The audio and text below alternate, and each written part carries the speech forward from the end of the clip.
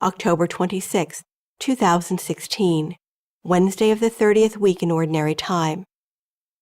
A reading from the letter of St. Paul to the Ephesians.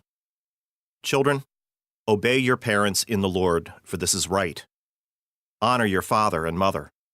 This is the first commandment with a promise, that it may go well with you and that you may have a long life on earth. Fathers, do not provoke your children to anger, but bring them up with the training and instruction of the Lord.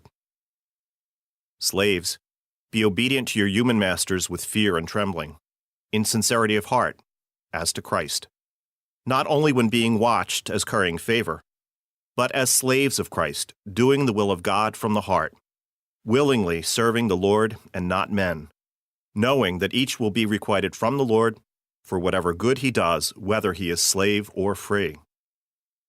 Masters, act in the same way towards them, and stop bullying, knowing that both they and you have a master in heaven, and that with him there is no partiality. The word of the Lord. The responsorial psalm.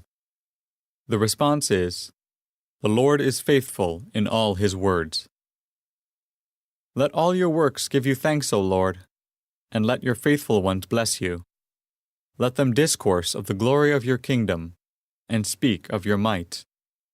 The Lord is faithful in all his words.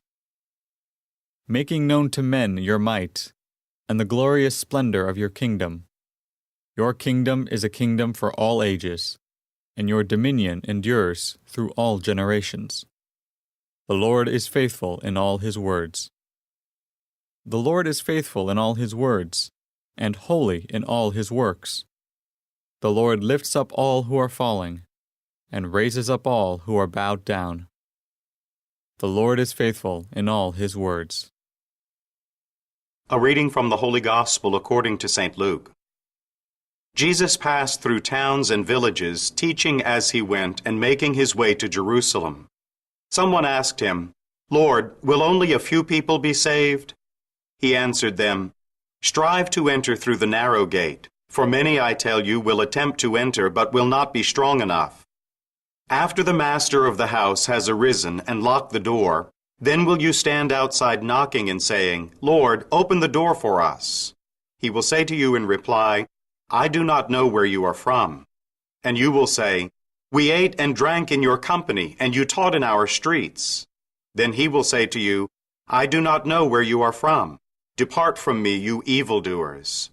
And there will be wailing and grinding of teeth when you see Abraham, Isaac, and Jacob, and all the prophets in the kingdom of God, and you yourselves cast out.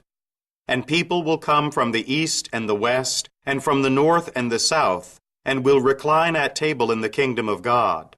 For behold, some are last who will be first, and some are first who will be last." The Gospel of the Lord.